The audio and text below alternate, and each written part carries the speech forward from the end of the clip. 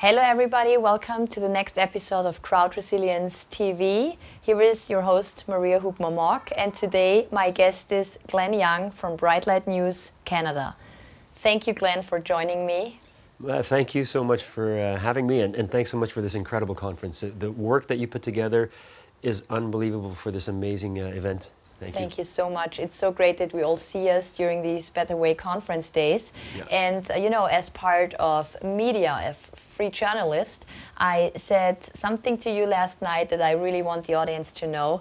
It's like, it was you and other journalists that made me getting this idea of having journalists and experts and people who stand in activism, who do great work around the world, coming together for a next conference, because I saw that we made friends with media people, we made friends with people in the audience, so I said we really need to meet again soon. And it was you especially, because I can absolutely remember when I came to the Better Way conference in May in Bath, and I came into this room where we had the Congress going on, and then it was you filming Del Bigtree when he was like preparing to go on stage, and then we had a little chat, and it was just lovely, and it was like I knew you like for years already.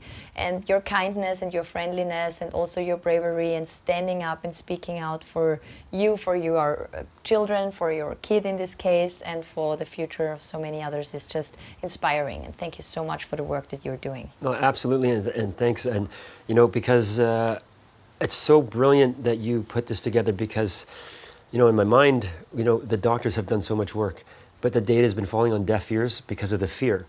And we know that it's hard to have an argument with somebody or a discussion with somebody when they're emotionally based. You can't bring data and logic. You have to meet emotion with emotion. So I think we're in this battle right now to get the truth out, and it is essentially all this is a big PR campaign.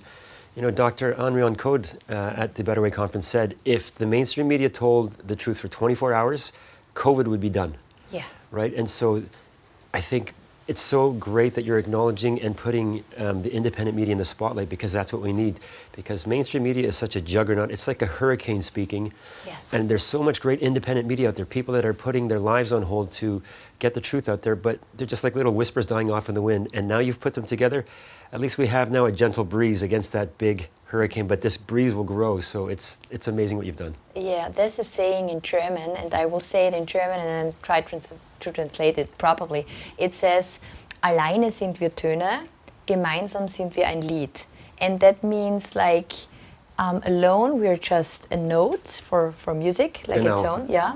But together we're a song, And that's somehow, when you say this, that came to my mind, and it's really about that. And so I ask my interview partners, because I really want to motivate people who listen and to join us and listen to this interview.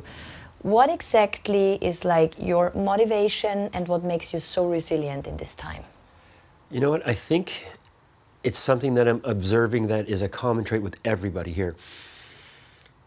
I said this phrase, and it really is true. It's like COVID has squeezed out the diamonds of humanity. It's people who are willing to sacrifice everything they have. They know their livelihoods are going to take a hit. They know their reputation and their credibility is going to take a hit. They're going to lose friends. They're going to lose family. But why are they doing it? Because they love other people, and that's all that matters for them. And for me, it's always been the same. I started off as a homeopath, but because of the way pharma runs our medical systems, it's very hard to make a living as a homeopath. We are vilified as quacks. Yeah. So I was doing that part-time and went into teaching part-time, and I just eventually had to go full-time teaching. And so, again, for me, the journalism, like everybody else, it's an extension of my advocacy and activism to help other people, right? Wow. So exactly like you, why you became a physician, right? To help other people. Yes, right. And then I became, a mother, and then I became throughout this time an activist. And before that I had courses done, becoming a herbalist. So I also like naturopathic medicine, and I'm also a resilience coach. So I think it's so many things that help us so much, so that we somehow, I think, know that we did courses, or we did, when you were a teacher, I think you had the sense of how deliver things to the audience, and this is like little kids, you know, and then you try to get a sense how you can tell them what you want to deliver. And you know, it's like the same when we were on rally stage, for example. We always try to find out, okay, where are these people standing, how we can reach out to them, how we can, you know, get them into our board and help them and just deliver the message that, you know, there is a better way and that they don't have to be fearful, you know. Yeah, 100%. Yeah. So when I started teaching, the first thing that struck me, and I used to teach little kids, kindergarten to grade 6, I realized our education system doesn't teach children how to think. It teaches them what to think. Yeah, It's an indoctrination farm, and I especially felt that September 2020, the first time we go back to school, and my first class was a kindergarten class, and everybody was masked up, and I didn't have mine on because it was all new and everything, right? Parents were not allowed onto the school property. They weren't allowed to take pictures of their children at their very first day of school. So these, and then goosebumps right now, yeah. And then the bell rings, and as soon as the bell rings, I said what I'd say every single year, every day as a teacher, every recess. I said, everybody, line up against the wall. I said, my God, what did I just say? And through all of this COVID stuff, I just felt like, my God, this is an indoctrination farm. Well, yes. Right? Line up against the wall, but through that. One of the things that I did, and it helps, you know, everything that we do is helping us now, all those skill sets. So from teaching, one thing I learned is the best way to have children learn, and I don't consider myself a teacher, I consider myself a facilitator to help people learn. Yeah. So break everything down to the most basic unit of teaching, and that's what I bring to our interviews when, you know, say Dr. Richard Urso talks about toll-like receptors.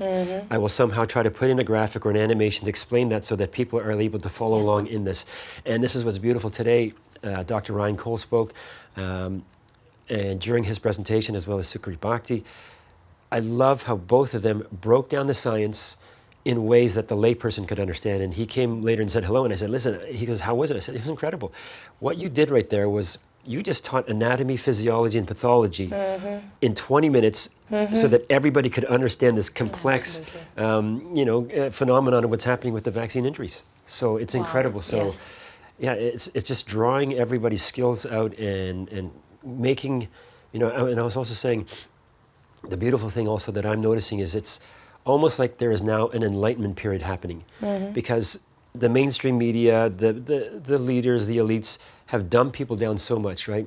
All of our shows are lowest common denominator humor, right? And we look at these news reports now, they're a minute and a half. We have advocacy journalism, which is no longer going to the source, getting the real information. It's, we have a storyline that we need. You need to fulfill that. So, but what I said to him is, I said, listen, you know, what you did is amazing because it's like a new enlightenment period. You guys are helping to raise the intellectual level of humanity right now because there's all these Substacks that are coming up. Jessica Rose, Robert Malone, Byron Bridle, all of these people are breaking down the science and making it accessible for people. And again, lifting the intellectual level of humanity. And people are reading this like they've never read this before. So it's incredible. And this is why I say the diamonds of humanity are being squeezed together and really shining right now. Absolutely. Wow.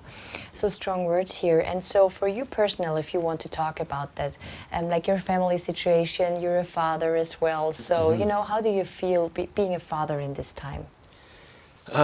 You know, I know a lot of people say I'm doing this for my children, right? But I'm going to be more selfish and say I'm not doing this for my children. I'm doing this for myself. And why do I say that? I had the huge privilege of interviewing the Honorable Brian Peckford. He was the third Premier of Newfoundland. He was actually around during Justin the Dictator Trudeau's time, where his dad was in power, Pierre Trudeau. Canada got its constitution its Charter of Rights put into the Constitution in 1984. Brian Peckford was there, and the premiers of Canada came together with Trudeau to write this new Charter of Rights. Trudeau Senior tried to put in his own unilateral Charter of Rights, and they all said, no, this does not work for all Canadians, right? So they took it to the Supreme Court. Justin Trudeau Senior lost in the Supreme Court. Brian Peckford was in the lead in that, saying, listen, we can't have this happen. He banded together all the other premiers, and they came up with a new Charter of Rights. And honestly, that guy should be in and on a dollar bill in Canada, because for me, he's the father of the Charter of Rights. And so now, why do I say I'm selfish? Because, you know, in studying for this interview, I was talking with a friend who's a political professor, used to be a political professor, Robert Minnell. and he said to me, listen, when we talk about freedom, he said, freedom is not the right to be able to go and buy a house, travel, and just, buy a car, buy an ice cream, do whatever you want. He said, when you diminish freedoms and you don't have freedom, what you're going to notice is that freedom, what it really means is it's the power to be able to reach and serve your highest purpose, which is, if I can buy a house, if I can work because I don't have to take a vaccine and I have this choice, I have this freedom of choice, what goes in my body. If I'm able to travel, I can fulfill my higher purpose, feel like a productive member of society, contribute to society, and then take care of my family. Yes. This is what freedom is. So that's why I'm saying for me it's selfish, because I want to fight for my freedom so that my children in the end will benefit, and your children, they'll all be able to have the same power to reach their highest purpose and serve humanity. Wow, right? Amazing. Wow, you brought in so many beautiful thoughts that I've not thought of before. And I just wanted to say thank you for all the work that you're doing, and just keep up the good work. And I'm so thankful that you're here, and I'm looking so much forward to see you again, hopefully very soon. Absolutely my pleasure, and thank you for everything you're doing. It's just this, again, this incredible hand-raising, hand-holding across the world of beautiful people that are on the right side of history. Thank you so much. Thank you. Thank you, Maria. Thank you. So thanks for watching. Join us next week, 8:15 p.m. CET Vienna time.